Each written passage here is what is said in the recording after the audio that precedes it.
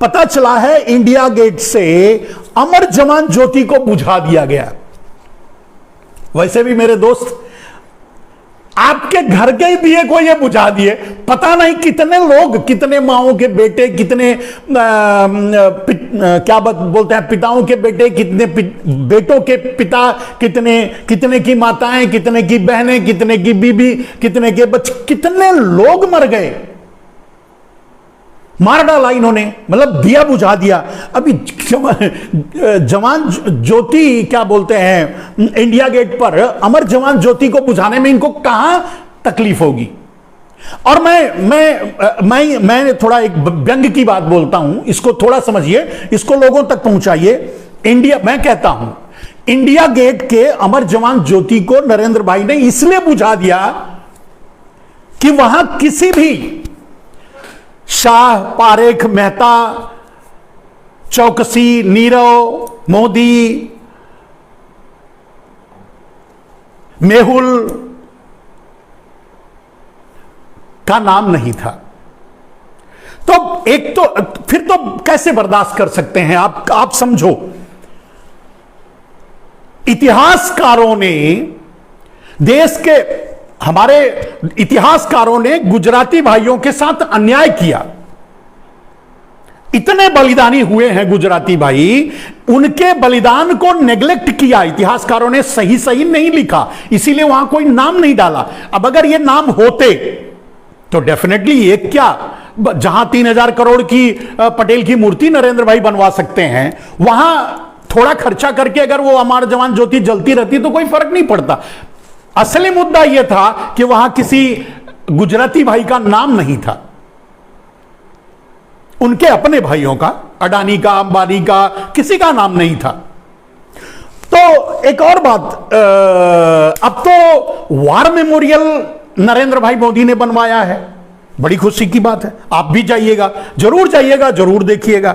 लेकिन देखते समय जब आप जाइए वहां, जब देखें तो एक चीज कैलकुलेट कीजिएगा, आपको एक सवाल का जवाब मिलेगा जो मैं हमेशा उठाता रहा हूं।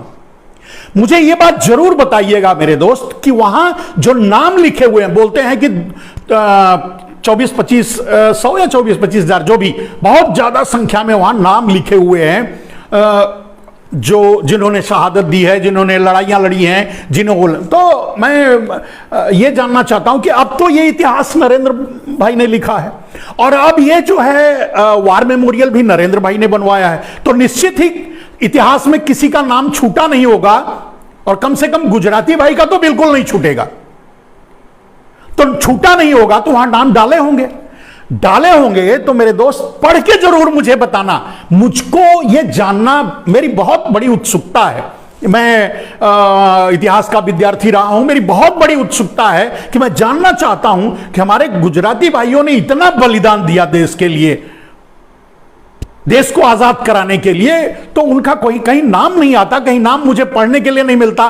तो अब अगर मेरे गुजराती भाई यानी कि नरेंद्र भाई ने अगर वो वार मेमोरियल बनवाया है तो डेफिनेटली वहां इतिहास में जो छूट गए थे उनको प्रायोरिटी दी होगी। तो आपसे मेरा गुजारिश है कि जब वार मेमोरियल में जाना तो वहां पढ़ करके मुझे संख्या सिर्फ बताना कि कितने, 2 आदमियों की संख्या, पूरे देश को मैं जानता हूं, पूरा देश इस देश के लिए शहादत दिया है, पूरा देश इस देश के लिए मरा है, मरता रहा है, अभी भी मर रहा है और आगे भी मरेगा। लेकिन 2 नाम मुझे चाहिए, एक नाम तो नरेंद्र भाई की संतुष्टि के लिए और एक नाम हमारी संतुष्टि के लिए। तो नरेंद्र भाई की संतुष्टि के लिए क्या चाहिए कि वहां कितने मुसलमानों के नाम लिखे हुए हैं। मैं कहता हूं कि 30% क्रांति में मुसलमानों ने भागीदारी की थी, क्रांति के में भागीदारी 30% मुसलमानों की थी। यह राजीव भाई भी अपने वक्तव्य में लगभग हर बार यह बताते थे। तो उन नामों को काउंट कर लेना, बदले में दूसरा जो है यह काउंट करना, क्योंकि मैं अक्सर कहता हूं अपने वक्तव्य में कि 0% यानी 0% गुजरात की भागीदारी है क्रांति में। माने क्रांति का अर्थ यह है कि क्रांति में शहादत देने वाले, यानी जो अंग्रेजों के हाथ मारे गए, जो अंग्रेजों की सजा से फांसी चढ़ गए, जो अंग्रेजों की गोलियों से मारे गए, उन लोगों की बात मैं करता हूं, उनके नाम। तो अगर उसमें कोई मेहुल, शाह, पारेख, मेहता, चौकसी और मोदी वगैरह का नाम मिले तो उसे काउंट कर लेना और परसेंटेज वाइज मिला लेना कि जो समुदाय 5% है उनका कितना परसेंटेज भारत को आजाद कराने में योगदान दिया है। और नरेंद्र भाई की संतुष्टि के लिए एक बात ये देख लेना कि मुसलमानों की संख्या वहां कितनी है जिन्होंने अपने प्राणों की आहुति भारत को आजाद कराने के लिए दी है। तो नरेंद्र भाई को भी थोड़ा सेटिस्फेक्शन होगा, कम से कम 80-20 की बात करना छोड़ देंगे।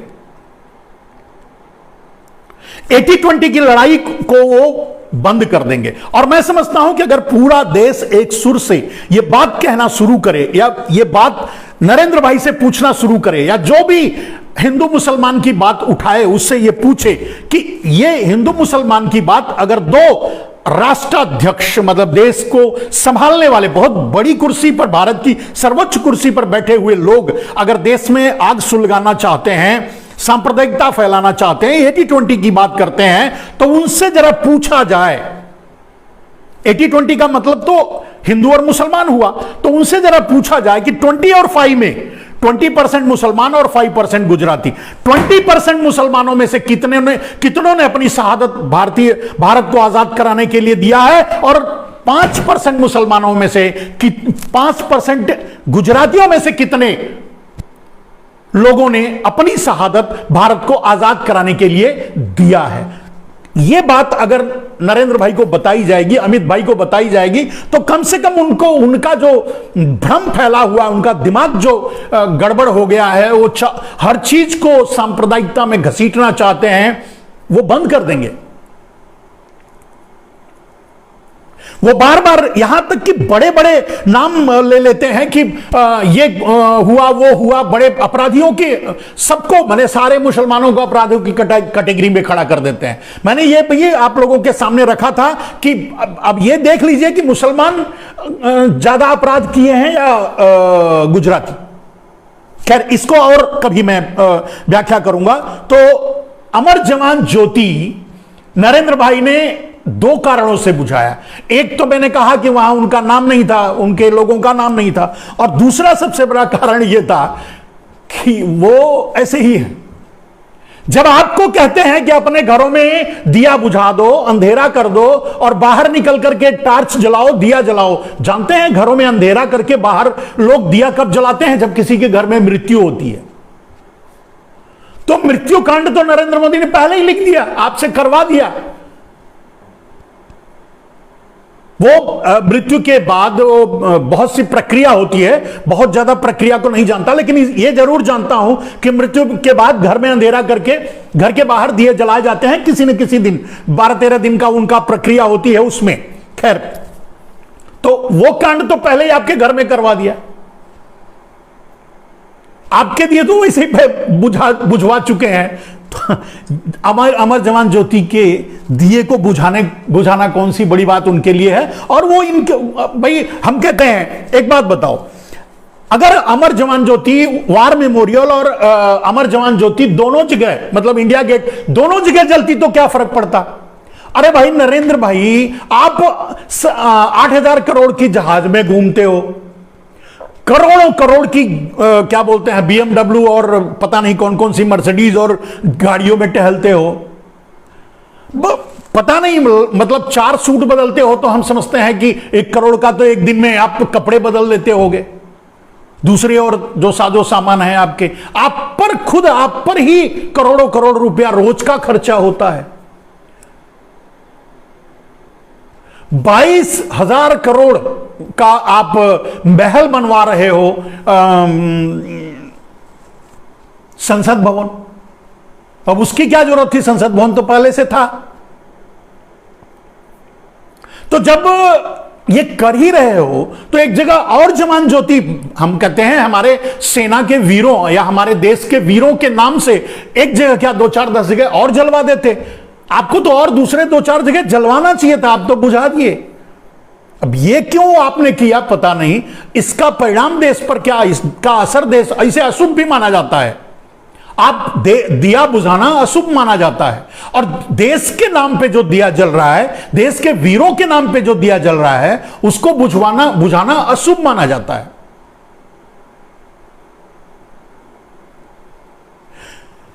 खैर ये इस तरह के काम तो करते ही रहेंगे।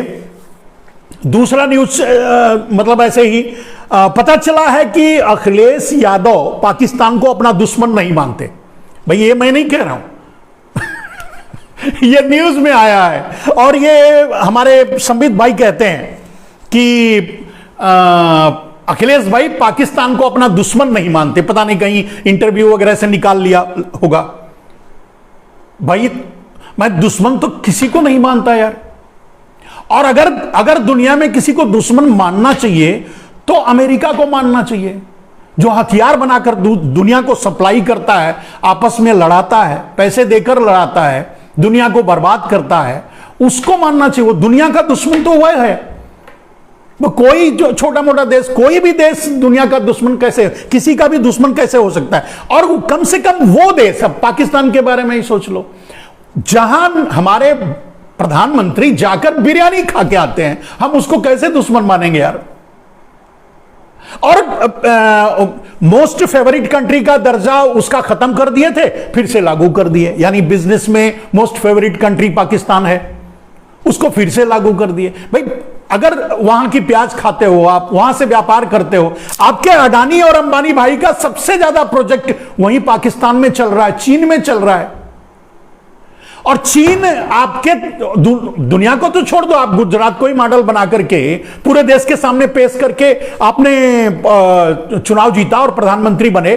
गुजरात के ज्यादातर प्रोजेक्ट चाइना करता है।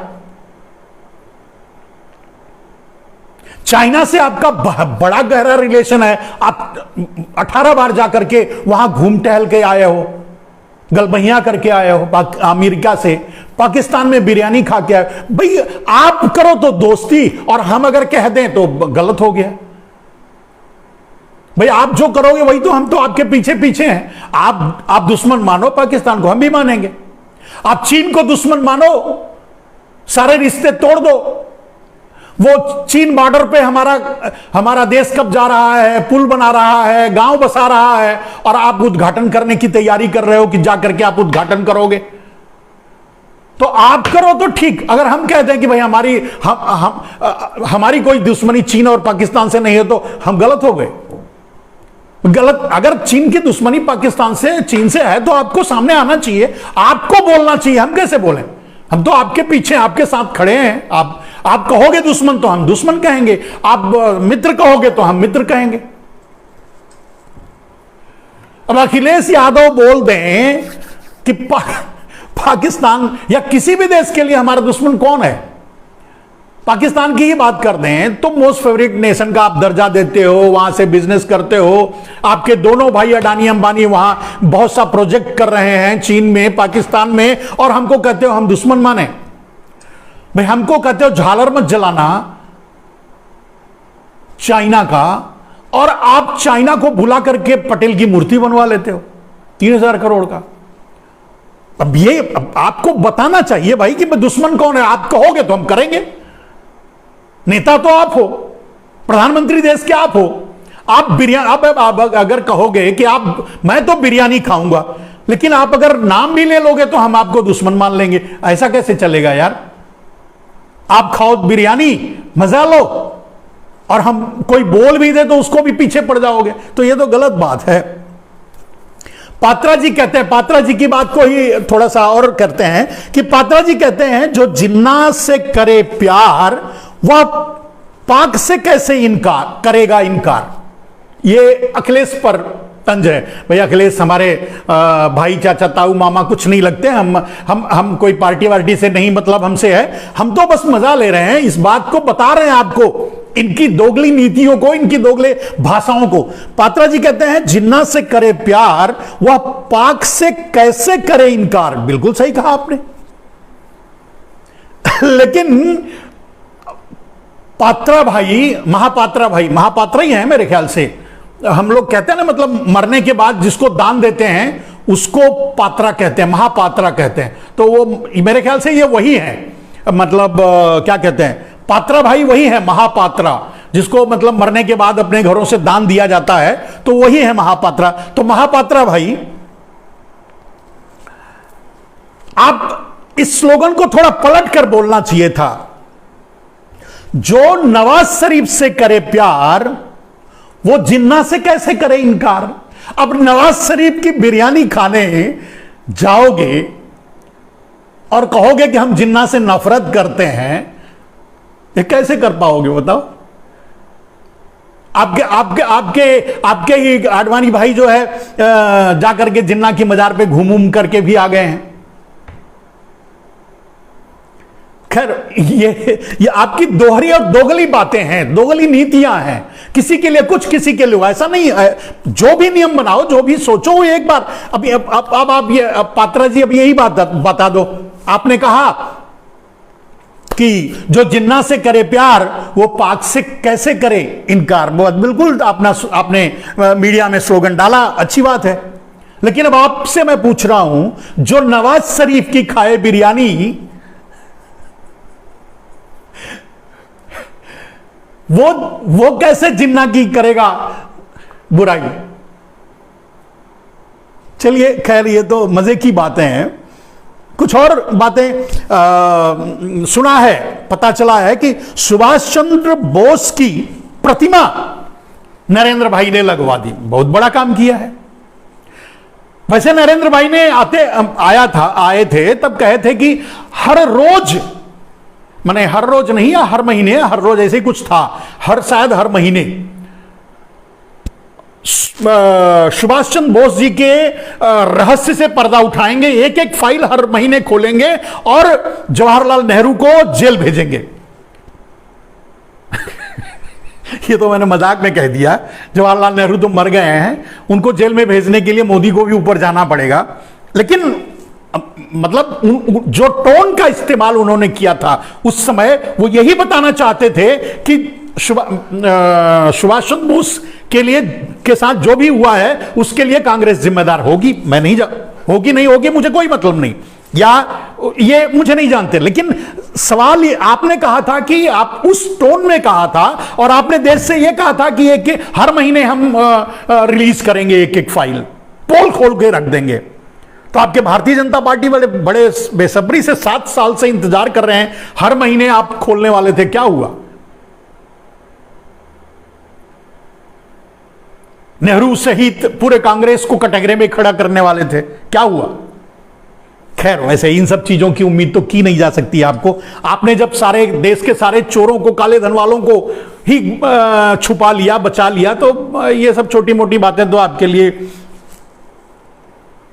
कुछ कह देना और कहकर भूल जाना, ये आपसे कोई सीखे वो हमारे जैसे लोगों से तो नहीं हो पाएगा। हम तो याद रखते हैं, बस सवाल ही पूछ सकते हैं। तो पता चला है आज राष्ट्रीय बालिका दिवस है।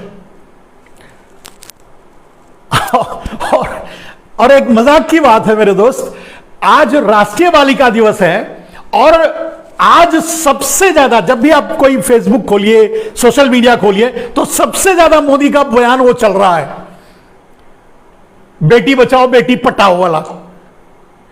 तो खैर मोदी जी, पता नहीं, मोदी जी हो सकता है उनके दिमाग में अब पढ़ाओ और पटाओ में जमीन आसमान का अंतर होता है। अब टेलीप्रॉम्प्टर पर भी देखने के बाद भी अगर गलती करते हैं नरेंद्र भाई, मैं समझता हूं कि आप पढ़े लिखे नहीं हो, कम पढ़े लिखे हो, कोई बात नहीं, लेकिन टेलीप्रॉम्प्टर पर देखने के बाद भी पढ़ने में भी गलती कर जाते हो। अब पढ़ाओ की जगह पटाओ कर देते हो। इतना गड़बड़ मत किया करो, आज बालिका दिवस है कम से कम। और वैसे भी नरेंद्र भाई की एक खास बात है, झूठ हो जो भी हो बोल दिया, उसके बाद क्षमा नहीं मांगेंगे। उसके बाद उसकी सफाई नहीं देंगे। चलो यही सॉरी, गलती, माफ कीजिए, मुंह से निकल गया, कह सकते थे, लेकिन अभी तक ऐसा कुछ नहीं, मतलब ट्विटर ये वो कहीं बोल दिया। अब सबसे बड़ी बात है ना कि नरेंद्र भाई जो बोल देते हैं कि अब नरेंद्र भाई ने तो गलती से पढ़ दिया होगा, मैं नहीं समझता कि नरेंद्र भाई किसी को कहेंगे कि भाई बेटी पटाओ, ऐसा तो नहीं कहेंगे, लेकिन अब उनकी बात जो है भारतीय जनता पार्टी मान लिया। अब भारतीय जनता पार्टी के नेताओं का पूरा ध्यान इसी पर है, बेटी पटाओ पर।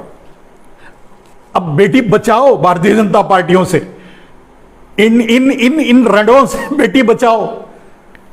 वैसे भी मतलब आरएसएस के जो है ना, वही लोग, मतलब गांव की भाषा में बोल रहा हूं, गांव की भाषा में जिनकी शादियां वादियां नहीं होती उनको रंडवे कहते हैं। तो वो रंडवे ही भारतीय जनता पार्टी में आए हैं। अब इन रंडवों से बेटी बचाओ, और मोदी जी ने तो कह ही दिया। अब अगर उसको सीरियसली भारतीय जनता पार्टी ले लिया तो फिर तो लेने के देने पड़ जाएंगे। क्योंकि आप समझो आपको क्या करना है। और पता चला है, एक और चीज पता चला है, महाराष्ट्र में नकली हिंदुत्व और सेकुलर सेना में भिड़ंत शिवसेना और भारतीय जनता पार्टी। अब भारतीय जनता पार्टी शिवसेना का कहना है भाई नकली हिंदुत्व, बात तो सही है, नकली हिंदुत्व। असली हिंदुत्व कभी भी कैराना में आग लगाने की बात नहीं करेगा। असली हिंदुत्व और असली हिंदू कभी भी अपने शहीद सैनिकों के नाम पे वोट नहीं मांगेगा। असली हिंदुत्व कभी भी किसी को मार देने की कामना नहीं करेगा। इनके लोग तो सीधे मंच से कहते हैं गोली मारो, और आज मंत्री हैं वो, तो ये तो नहीं करेगा असली हिंदुत्व। असली हिंदुत्व कभी भी नफरत की बात नहीं करेगा। असली हिंदुत्व कभी भी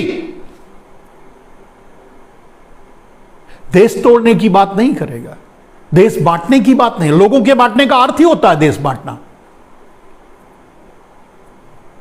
असली हिंदुत्व कभी गरीबों के मरने की कामना नहीं करेगा। असली हिंदुत्व का अर्थ यह होता है कि देश जाति भेदभाव से अलग हट करके, हम तो कहीं जाते रहते हैं, हम अगर असली हिंदुत्व हैं, हिंदू हैं, तो हम तो कहीं जाते रहते हैं, हमें पता नहीं कि किसकी अर्थी जा रही है, हम उसको कंधा देने लगते हैं, उसके साथ हो लेते हैं, 10 कदम साथ चलते हैं। हमें पता नहीं होता कि कौन मृत्यु के बाद जा रहा है, हम उसको नमस्कार करते हैं, नमन करते हैं।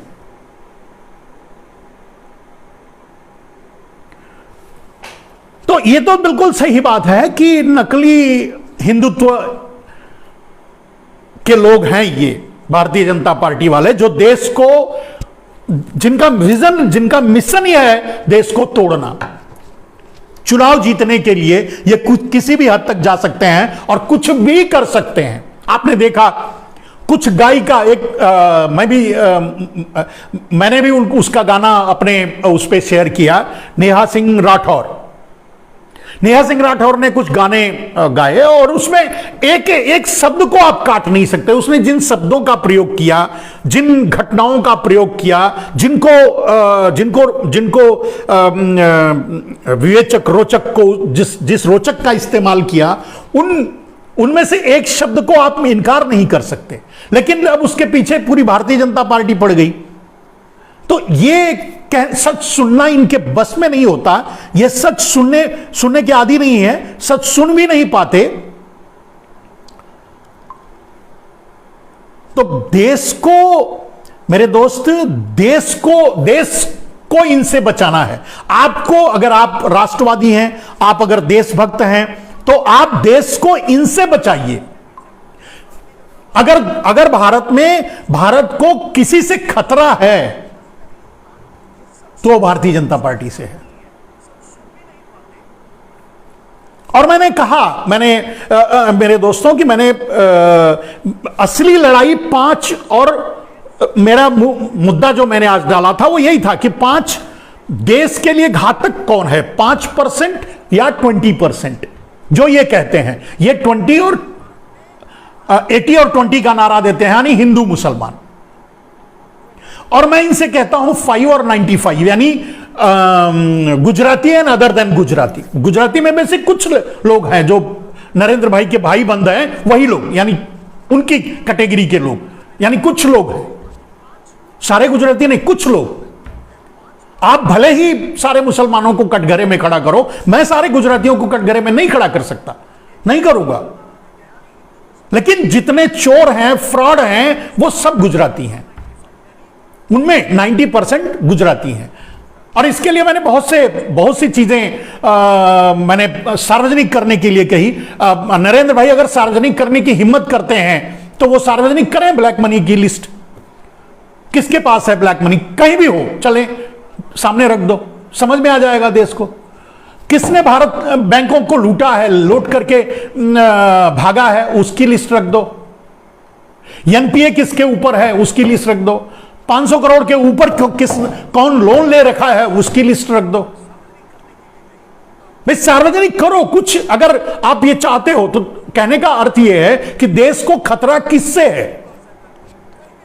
एक आतंकवादी घटना हो गई, एक आतंकवादी घटना में एक मुसलमान शामिल था, होगा, है, अगर मान लो 2, 5, 10, 20 आदमी मर गए, ये एक घटना है, किसी भी तरह से वो गलत है, उसको जैसे आप रोक सकते हो रोको। लेकिन आप एक फाइनेंशियल चोर बैंकों को लूट करके भाग जाता है, अब उस बैंकों में जितने लोगों का पैसा जमा होता है, जितने लोगों के हकों को वो मार के भाग जाता है, उतने लोगों के घरों में मौतें होती हैं। किसान क्यों मरता है? किसान पैसे के लिए थोड़ा सा लोन लेता है, लोन वापस नहीं कर पाता, उसके ऊपर जब दबाव पड़ता है, उसको घर और अपनी जमीन बेचने की नौबत आती है, वो इस जिल्लत को सहने की क्षमता नहीं रखता, वो जहर खा के मर जाता है। लेकिन कभी किसी मेहुल चौकसी ने, नीरव मोदी ने, किसी ने जहर खाया है, खा के आत्महत्या की है? नहीं ना। खतरा किससे है आप बताओ? एक मेहुल चौकसी के नाते लाखों भारतीय बेरोजगार हो जाते हैं, गरीबी और मुफलिसी झेलते हैं, दर दर भटकते हैं, अपने परिवार को स्वास्थ्य सेवा नहीं दे सकते, बगैर दवा के उसकी बीवी मर जाती है, उसके बच्चा मर जाता है, भूख से उसका परिवार मर जाता है। और यह होता है मेहुल चौकसी जैसे लोगों के कारण, नीरव मोदी जैसे लोगों के कारण। उनका आप नाम नहीं लेते, उनको सामने लाना चाहिए, उनको कटघरे में खड़ा करना चाहिए। मैं आज अपने सारे जो क्या कहते हैं मीडिया के लोग हैं, जो अपने आप को सेक्युलर मीडिया कहते हैं, मैं उनसे भी सवाल करता हूं, आप इस बात को क्यों नहीं बोलते? मैं नहीं समझता, क्या आप ये डरते हो कहने से? सच तो है ना। अगर यह सच है कि भारत का धन 90% अगर कोई लुटेरा है, लुटेरों में से अगर 100 लुटेरे हैं तो उसमें 90 लुटेरे गुजराती हैं, इसे कहने में क्यों डरता है देश? और अगर इसे देश कहना शुरू कर दे तो मोदी जी 80-20 की बात भूल जाएंगे। इस देश को मुसलमान से खतरा है या उन लुटेरों से जो दुर्भाग्य से 90% गुजराती हैं? किससे खतरा है बताओ ना।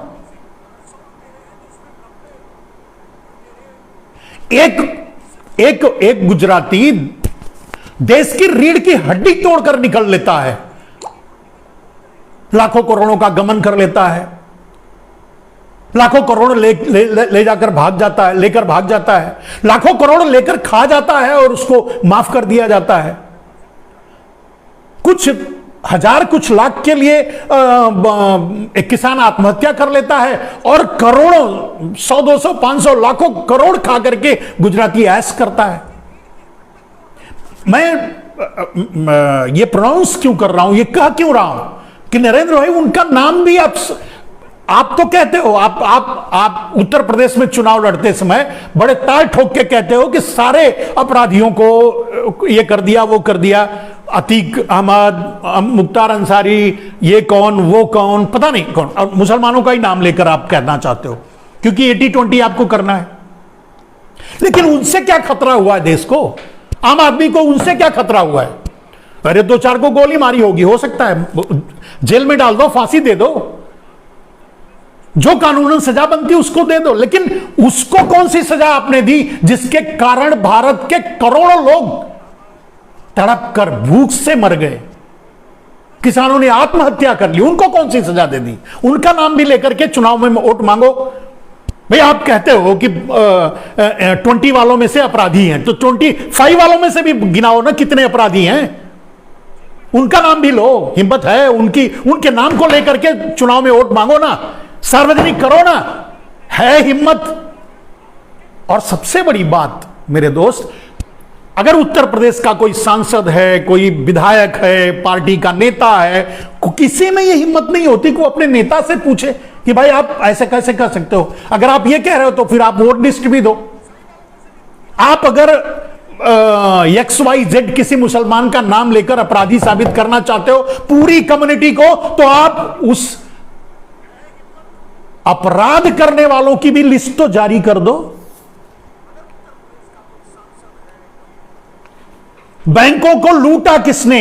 बैंकों को लूटना पहली बार, बैंकों को भी भारत के सारे इंस्टीट्यूशन यानी भारत के सरकारी पैसों को का गमन कैसे किया जाता है, पहली बार भारत को एक गुजराती भाई ने सिखाया था, हर्षद मेहता ने। जवाब दो। और वो परंपरा चली आ रही है। भारत में जितने भी financial institutional well organised crime की बात मैं कर रहा हूं, मैं चोरी डकैती की बात नहीं कर रहा हूं, मैं किसी को गोली मारने की बात नहीं कर रहा हूं, मैं कह रहा हूं financial institutional well organised crime Bharat में जितने भी हुए हैं उसमें 90% गुजरातियों ने किया है। कभी आपने उनका नाम लिया? आपको मेहुल का नाम लेना चाहिए, आपको चौकसी का नाम लेना चाहिए, आपको नीरव का नाम लेना चाहिए और यह बताना चाहिए देश को कि उस आदमी के नाते भारत कितना पीछे चला गया। आप कभी बताते हो? किसी ने किसी को गोली मार दी, किसी ने किसी का घर गिरा दिया, किसी ने किसी को छिनैती कर ली। भाई हम कह रहे हैं उसको जो सजा देना है दे दो, शरेआम फांसी दे दो, आई डोंट केयर। लेकिन उन चोरों के लिए जिनसे करोड़ों लोग इफेक्ट हुए हैं, करोड़ों लोगों ने अपनी जान गंवाई है, उनका नाम तक नहीं लेना चाहते आप।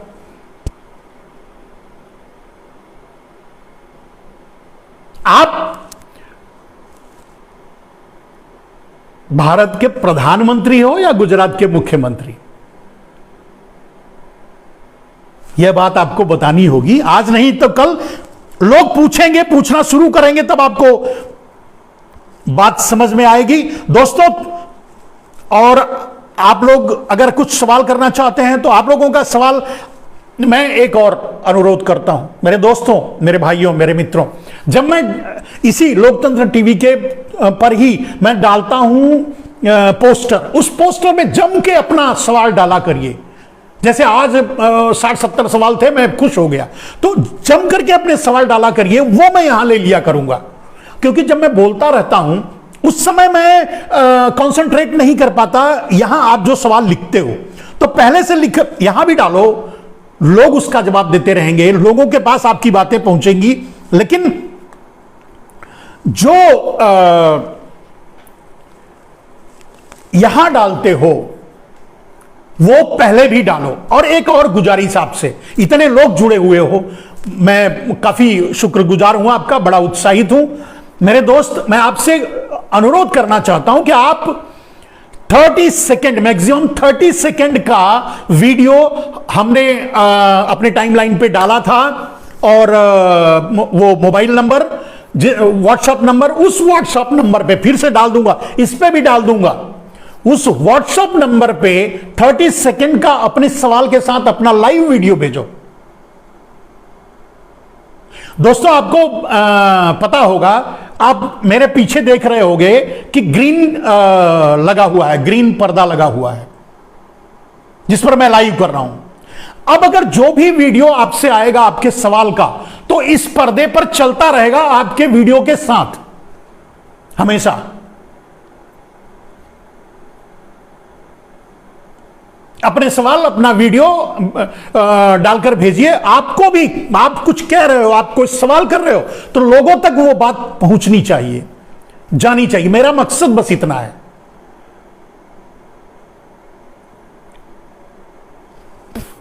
तो आप अपना वीडियो भेजोगे, उसको मैं क्रिम्प करके और चलाऊंगा, आपके सवालों का जवाब भी दूंगा और उसे चलाऊंगा भी। इसीलिए मैंने पहले मेरा बैकग्राउंड जो था वो मेरे ऑफिस का नॉर्मल बैकग्राउंड था। अभी मैंने ये डाल दिया है इसलिए कि हम कभी भी इसको चेंज कर सकते, पीछे का बैकग्राउंड हम चेंज कर सकते हैं। तो आप लोगों के सवालों को हम उस पर डालना चाहते हैं, लेना चाहते हैं, इसके लिए आप वीडियो भी भेज सकते हो। क्लिप्स भेजोगे क्लिप ले लेंगे, वीडियो भेजोगे वीडियो ले लेंगे। तो दोस्तों आज भी जैसा कि हम हमेशा 1 घंटे से ज्यादा ही बोल जाते हैं, आज भी 1 घंटे 9 मिनट बोल चुके हैं। मेरे दोस्तों, मेरे भाइयों, मुझे बड़ी खुशी हुई। मैं अपने खुशी का इससे ज्यादा इजहार क्या करूं। आप लोगों का बहुत बहुत स्वागत है। इसे अधिक से अधिक लोगों को, और लगे कि मैं सच बोल रहा हूं ना, तो आप मिशन बना लो इसे लोगों तक पहुंचाने का। एक बात तो समझ लो, जो भी मेरी बातों को सुनेगा उसे इग्नोर नहीं करेगा, उसके ब्रेन में वो फिट हो जाएगा। जब भी सामना आएगा भारतीय जनता पार्टियों का के कर्तव्यों का, कर्मों का सामना करना पड़ेगा, उसे हमारी बात याद आएगी। कहीं ना कहीं उसमें बदलाव होगा, कहीं ना कहीं उसकी सोच बदलेगी। इस देश को 80-20 और 595 यह लड़ाई नहीं चाहिए। मैं तो 80-20 के जवाब में 595 की बात करता हूं। मैं नहीं चाहता यह बात करना, यह बात पूरे देश में होनी ही नहीं चाहिए, लेकिन ये मजबूर करते हैं 80-20 की बात करके 595 के बारे में बताने के